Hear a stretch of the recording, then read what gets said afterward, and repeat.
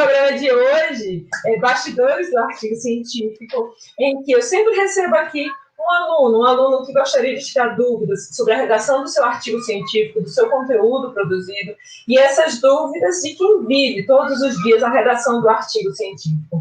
Josi Célia, ela é doutoranda da Universidade Estadual de Feira de Santana, está em vias de terminar o seu doutorado, já escreveu um artigo de revisão sistemática que eu sei, e além desse artigo de revisão sistemática, ela tem outro artigo que ela vai estar aqui hoje debatendo, e a gente vai estar aqui nesse momento de tirar dúvidas. Bem, muitas pessoas podem me conhecer, outras ainda não, tem muita gente nova chegando aqui no canal. Eu me chamo Ana Godoy e eu ajudo as pessoas a melhorarem o seu desempenho acadêmico por meio da redação do artigo científico. Ou seja, você pode escrever um artigo científico em um mês e ter um melhor desempenho e sucesso acadêmico a partir dessa perspectiva de se pensar a ciência de uma maneira muito mais prática e muito mais objetiva. Então, é muito legal a gente pensar sobre essa ideia de que a gente sempre escreve ciência de uma forma muito mais prática, que não é tão complexa assim, e desmistificar todos os tabus que tem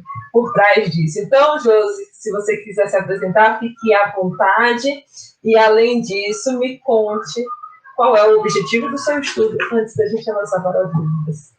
Bom, acho que você já fez a apresentação, né? Só esqueceu de falar que eu sou enfermeira também, né, Ana? O que, Josi? Sou enfermeira. Ah, é, enfermeira, exatamente. Enfermeira também, com certeza. Minha colega de profissão. Eu estou fazendo um artigo agora, original, né, para minha tese, que o objetivo é a gente avaliar se o excesso de peso tem associação com a periodontite no grupo de gestantes. Então, o objetivo do seu estudo, deixa eu anotar aqui, é avaliar a relação? Isso. É isso? Entre o excesso de peso. Entre excesso de peso e a periodontite. E periodontite. Josi, explica para as pessoas um pouco o que é periodontite. Isso é um termo novo, que muita gente não conhece, então você podia explicar de uma forma muito simplificada para que as pessoas entendam o que é periodontite. Periodontite é um agravo bucal que é crônico, ele depende de uma tríade, que no caso é a resposta imunológica do indivíduo, a presença das bactérias que podem levar à periodontite e a inflamação.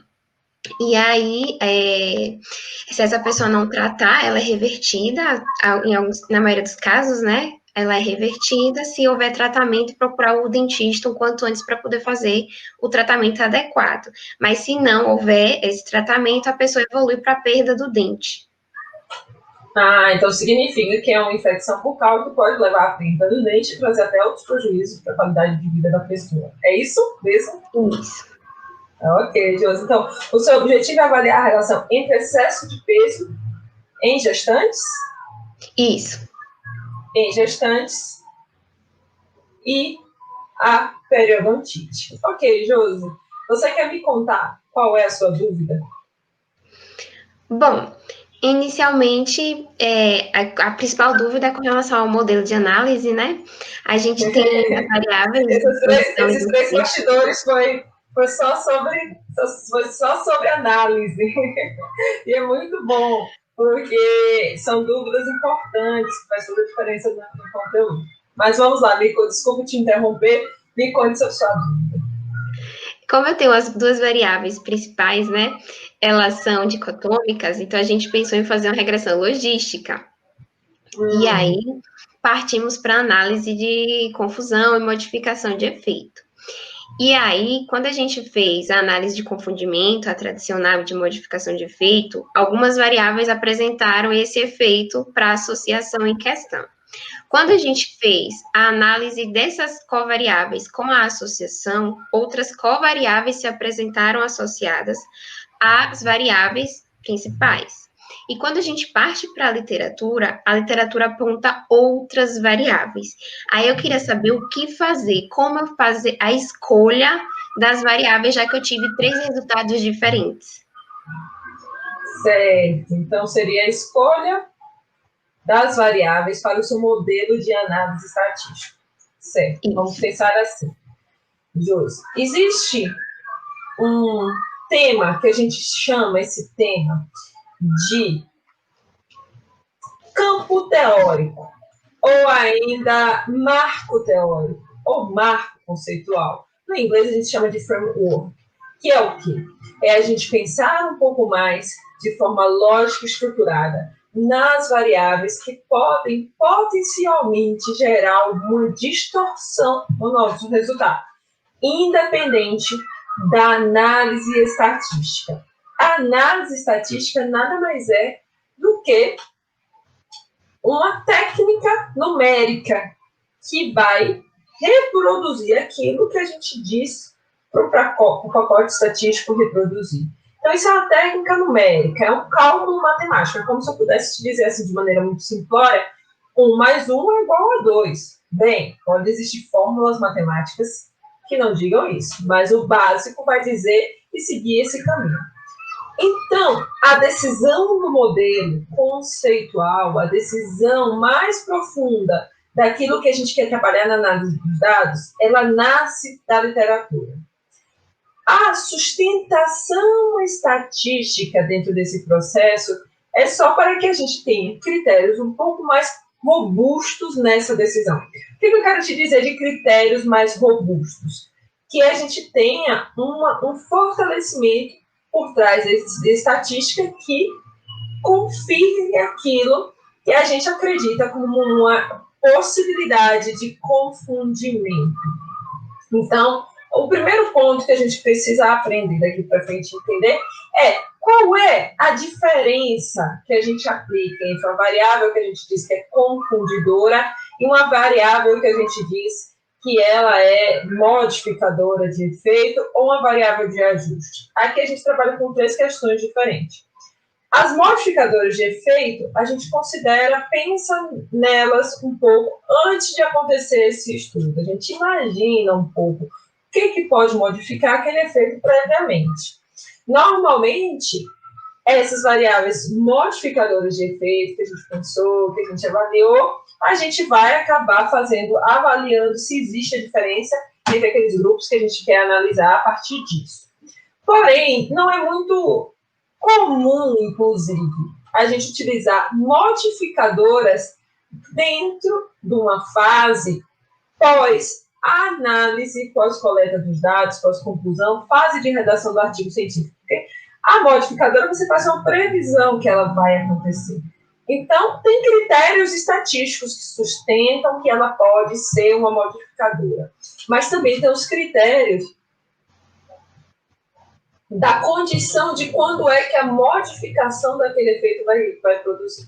Vou trazer aqui de forma muito prática um pouco o que é modificação de efeito, porque tem outras pessoas aqui que podem não entender essa lógica.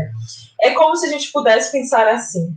Nós estamos aqui hoje numa câmara com uma maquiagem. A maquiagem, ela produz um efeito que antecede o fato de eu estar aqui em frente a uma câmera fazendo uma live. É como se fosse um pouco os filtros que a gente vê no Instagram. Antes de você gravar um vídeo, você coloca um filtro no Instagram, certo? E isso modifica aquele efeito. Talvez a minha pele não seja tão lisa assim. Quem é que vai saber? Talvez meu marido, que convive comigo todos os dias. Ou seu marido que convive com você todos os dias. Mas qual é a lógica? Isso é a modificação, isso é a produção de um efeito. Então, a modificação do efeito, ela é produzida mesmo, ali você prevê que ela vai acontecer antes da coleta dos dados, a partir de determinadas variáveis e condições. Já a variável que ela é confundidora, ela é identificada depois que existiu a coleta dos seus dados. É nessa fase que você está em relação à redação do seu artigo científico. Você está escrevendo, fazendo análise, pensando quais são as variáveis que eu posso selecionar como confundidoras. Se eu pudesse te dizer agora, você deveria pensar, eu vou trabalhar somente com as variáveis confundidoras. O que é a variável confundidora? Imagine assim, você está fazendo um bolo, certo? E você tem 2 potes na sua casa, um pote de sal e um pote de açúcar. Eles são idênticos, inclusive o açúcar é refinado. Então, a textura é a mesma, se você parar para pensar. Então, se a textura é a mesma, você vai pegar o pote, vai pegar aleatoriamente aquela informação ali, o açúcar ou o sal, e vai colocar no seu bolo sem provar, sem saber o que é. E aí você está esperando que o seu bolo seja um bolo doce. Mas quando você vai ver o resultado final, percebeu que o seu bolo ele é um bolo salgado. O que isso significa na nossa prática? Que isso gerou uma confusão dentro dos meus resultados, que era ter um bolo doce. Acabou distorcendo aquele resultado, aquela informação. Então, a variável confundidora, ela vai utilizar como recurso a importância da literatura. Por isso que a importância da literatura, ela é soberana. Ela realmente está acima, inclusive, dos testes estatísticos. Porque senão a gente fica muito cego diante da estatística e não trabalha de forma prática e de forma lógica no nosso processo de modelagem, no nosso processo analítico. Então, o que isso significa na prática? Que você tem que primeiro entender, dentro da literatura, qual é, de fato, as possíveis variáveis. Bem, tais variáveis na literatura são plausíveis de ajuste do meu modelo estatístico. Se você tem essas variáveis na literatura, você fez a busca, você consegue perceber, como, por exemplo, eu tenho certeza que a idade, neste caso, o sexo não, porque são mulheres, mas a idade, com certeza, é uma variável confundidora. A idade, ela pode não ter nenhuma significância estatística, mas é uma variável que você não vai deixar de incluir. Por quê? Porque ela tem uma importância na literatura. Um confundidor, a gente seleciona como um confundidor, pensando nos critérios estatísticos, aliado à literatura. Se ele teve significância, tanto com a exposição quanto com o desfecho. Se ele tem significância estatística com o excesso de peso e com a periodontite. Ele tem essa significância estatística, ele tem importância na literatura. E essa variável, ela não faz parte da definição de periodontite, ou seja, a idade, por exemplo. Eu não vou dizer que a pessoa tem periodontite a partir da idade. Eu vou dizer que ela tem periodontite a partir do exame bucal. Eu vou dizer que essa pessoa tem excesso de peso porque eu fui lá, pesei, calculei o IMC, medi a circunferência abdominal, usei algum critério. Não é a idade que define diretamente ali aquela condição, aquela situação. Então, como ela não interfere na definição do desfecho, essa condição que a gente entende da variável como uma confundidora pode ser utilizada. Então, ela parte aí de três pressupostos, três características que a gente adota para entender. Então, assim, isso você vai entender como variável de confusão. Agora, se não atende nenhum desses pressupostos, você vai ter uma nova denominação, que se chama variável de ajuste. Existe diferença entre variável de confusão e variável de ajuste? Se a gente pensar, existe uma diferença teórica. A variável de confusão tem uma significância estatística. A variável de ajuste necessariamente não tem uma significância estatística, mas tem uma importância epidemiológica na literatura, conceitual, que sustenta aquilo. Então, se a gente parar, Josi, para pensar como eu seleciono as minhas variáveis, eu tenho que entender a importância da literatura substancialmente, aliado, sim, à estatística, que tem uma associação com as duas variáveis. O que é, gente, ter uma associação com as duas variáveis, para explicar para as pessoas que estão aqui acompanhando? É a gente entender que existem testes estatísticos que vão dizer assim, olha, verdadeiramente existe, gente, uma relação ali entre a idade e a periodontite. O teste estatístico prova isso. É como se a gente precisasse ver para crer. Então, é um pouco essa ideia do teste estatístico. Ele está te comprovando substancialmente que aquela informação, ela realmente é, de fato, aplicável. Mas uma coisa que você precisa entender dentro dessa lógica é que a seleção das suas variáveis vai girar em torno desse seu referencial teórico. desse seu framework, ou o marco conceitual teórico que a gente chama. Então, a sua decisão tem que ser sustentada em cima disso. Bem, usou esses critérios, você vai entender a distribuição dos seus dados. Vamos supor, você deve ter algumas variáveis que tenham poucas informações ou informações faltantes. Me dê um exemplo aí de uma variável que tem pouca informação no seu banco, se você pensar, lembrar. Infecção do trato urinário. Infecção do trato urinário. Bem, a pessoa tem uma infecção da boca. Certamente, infecção do trato urinário pode ser um problema tanto para a boca quanto para o excesso de peso, porque o excesso de peso tem uma corrente, uma teoria que se diz que é um processo inflamatório. Então, se é um processo inflamatório, certamente a infecção vai ter uma relação com isso. Ok, temos embasamento na literatura que sustenta essa ideia. Excelente. Só que você tem uma distribuição ruim. Se você tem uma distribuição ruim, você vai causar uma perda ou uma distorção na sua análise ajustada. Então, aí, mesmo essa variável tendo importância epidemiológica na literatura, no seu marco teórico conceitual, mesmo tendo tudo isso, mas se ela tiver uma distribuição ruim, por exemplo, o que é uma distribuição ruim, gente? Tem 40 pessoas com excesso de peso e 40 pessoas sem excesso de peso.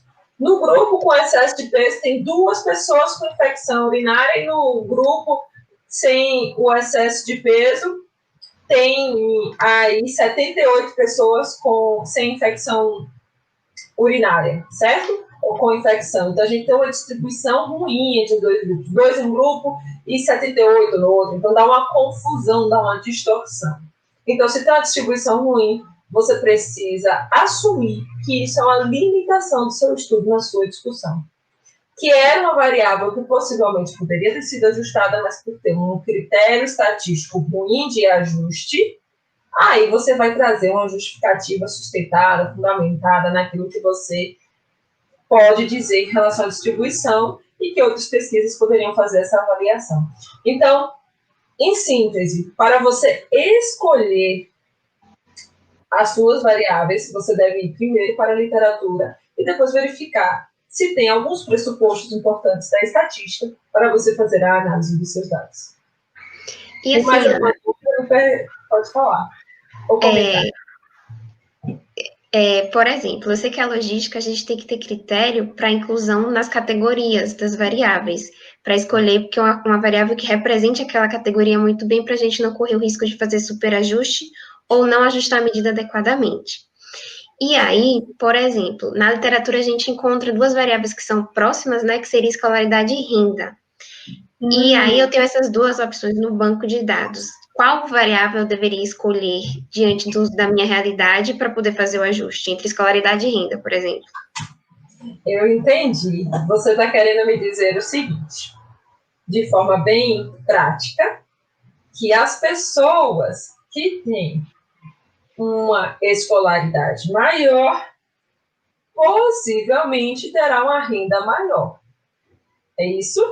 Bem, e isso quando a gente tem variáveis que traduzem a mesma informação ou informação muito parecida, a gente chama essas variáveis como proxies, ou seja, elas são capazes de responder situações semelhantes dentro dessa nossa avaliação. E aí, eu vou lhe perguntar, primeiro ponto, qual é a variável que você, se tivesse lá fazendo a coleta de dados e perguntasse para a pessoa, fulana de tal, qual é a sua escolaridade? Fulana de tal, qual é a sua renda? Qual dessas 2 variáveis você acha que possivelmente a sua entrevistada estaria falando a verdade, sem risco de gaguejar ou de distorcer ou de não dizer aquela informação da melhor forma possível? Escolaridade. Por que a renda ela pode escolher? Porque ela pode ter vergonha de dizer que ganha pouco, ela pode ter vergonha de dizer que ganha muito, vergonha no sentido para não ficar se expondo naquela situação que está e não achar o que as pessoas... A renda é uma variável muito sensível para as pessoas responderem. E por ela ser uma variável muito sensível para as pessoas responderem, a gente precisa ter cuidado em utilizar a renda. Eu não estou dizendo que a gente não deve usar a renda, a gente deve usar a renda, é uma variável muito importante para caracterizar condições sociodemográficas, assim como a escolaridade. Mas o primeiro ponto que você deve pensar é se essas variáveis podem não ter nenhum viés de aferição. O que eu quero dizer com viés de aferição? Eu quero dizer assim, se essas variáveis não podem gerar uma distorção, ou gerou uma distorção lá no momento da entrevista, a partir da sua experiência passada. Ou seja, se essa informação realmente ela é segura para você aplicar na sua análise dos dados, no seu modelo de análise. Então, a gente sempre tem que pensar dessa forma, se a variável pode ter gerado uma distorção ou não. Por exemplo, fumo. Se você chega para uma mulher e pergunta, uma gestante pergunta assim, você usa drogas? Qual é a probabilidade dela te dizer a verdade? Não estou dizendo que as pessoas não entendem todas, mas é mínimo, porque existe um tabu social por trás disso. Então, eu preciso assumir que isso é uma possível limitação no meu estudo, eu preciso assumir que isso é um possível problema, mas é um problema que o pesquisador não consegue controlar. E é natural o pesquisador não conseguir controlar. Então, se a gente parar para pensar sobre essas variáveis, a gente primeiro escolhe a melhor variável em relação a minimizar a possibilidade de viés de aferição. Aí a gente tem que adotar um segundo critério, que é a distribuição do dado no banco. Essas duas variáveis que você tem, elas têm boas distribuições dos dados? Não. Escolaridade tem... Meu banco tem 1.745 mulheres Muitas gestantes. pessoas. E em uma das variáveis, que é menos de 4 anos de estudo, eu tenho 120 mulheres, 160 mulheres. Certo. E na renda? Renda, eu tenho menor que um salário mínimo, são 700 pessoas. A que tem a menor. Na outra, 360. Pois é. Então, isso significa que a renda parece ter uma melhor distribuição entre os grupos. Agora, uma sugestão que você pode pensar.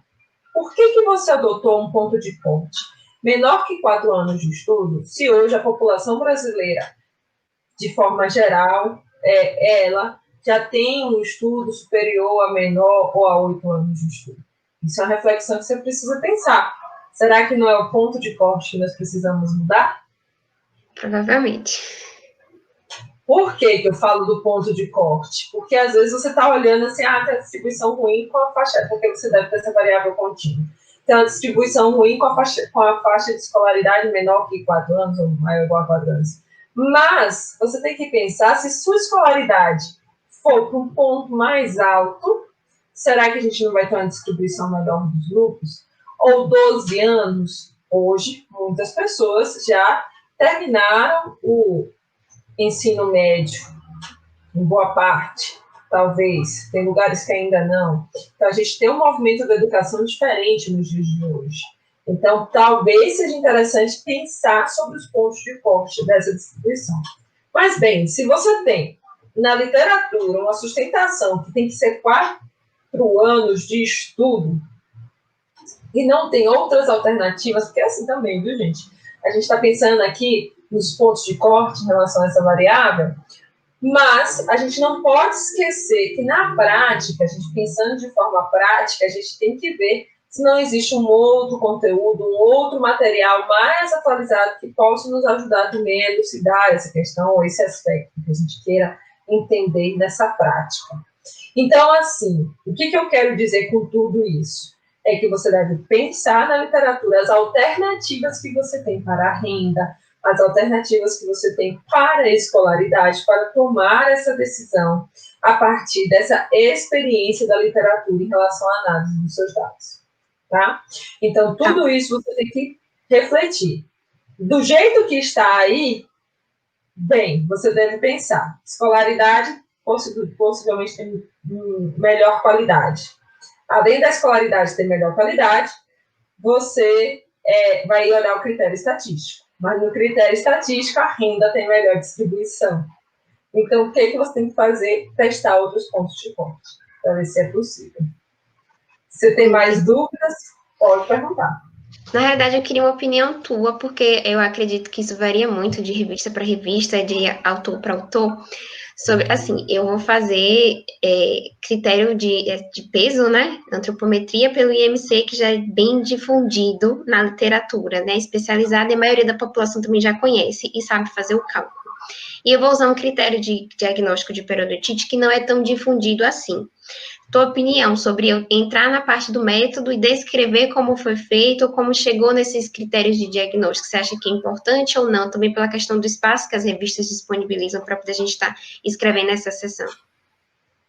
Muito interessante essa pergunta. Por que é interessante?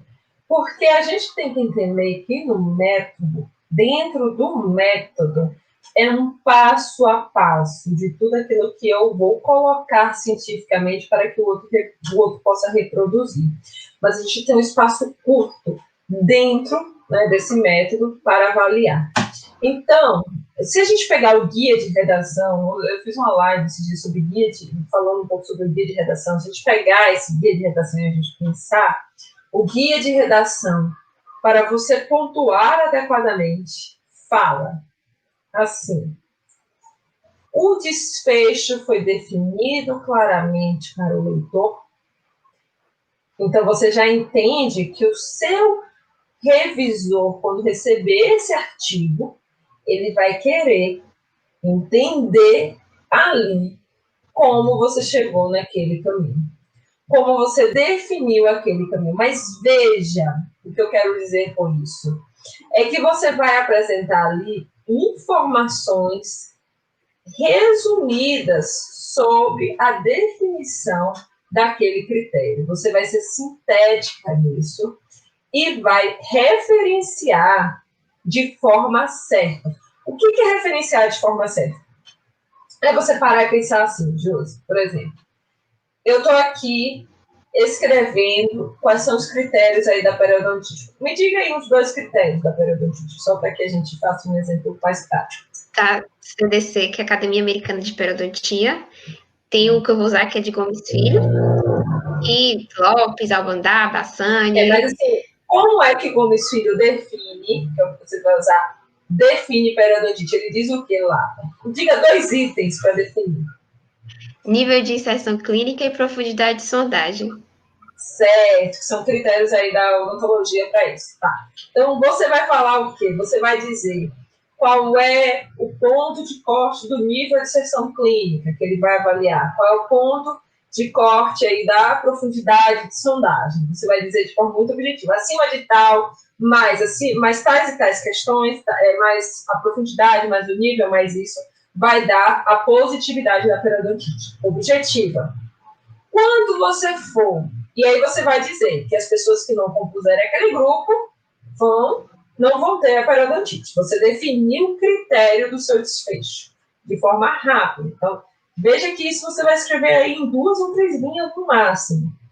Quando você for referenciar, você vai referenciar o artigo que fala diretamente sobre esse critério, a aplicabilidade desse critério, em que a pessoa ela vai abrir o artigo e ela vai encontrar de maneira rápida esse conceito e essa ideia da periodontite. Excesso de peso, você está me falando que vai usar o índice de massa corporal versus dividido aí pela altura. Vamos pensar assim, certo? Agora, qual é a fórmula? Eu não sei a fórmula. Pode ter vários caminhos aí para se mensurar o IMC e verificar isso. Então, a sua referência deve ser um ponto, não um artigo que fala somente da fórmula, já que é uma coisa mais objetiva. Talvez um site da Organização Mundial de Saúde, ou um site de uma organização internacional de nutrição, que a pessoa, quando ela clicar lá na sua referência, ela vai cair direto na fórmula, na mesma fórmula que você usou. Então, veja que são 2 formas distintas de se apresentar caracterização de informações. A primeira é quando você tem uma fórmula objetiva e direta. Então, use uma referência que caia na fórmula. Por quê? Vai ser muito mais prático do que se você usar uma referência que esteja dentro do artigo. Agora, o segundo critério é você utilizar uma referência que vai definir a periodontite, que as pessoas entendam por que utilizou nível de inserção, profundidade de sondagem. Então, essas ideias precisam estar sempre muito claras e de forma muito objetiva. Recentemente, inclusive a nova movimentação da ciência, e por isso até que esse texto está aqui, que é uma nova movimentação, tem se produzido conteúdo em forma de vídeo. E essa produção de conteúdo em forma de vídeo facilita também, não impede de algum modo que tanto a referência do artigo quanto o vídeo sejam citados como fontes potenciais para facilitar a compreensão do leitor. Mas aí é em conjunto, não é separadamente. É em conjunto para definir isso.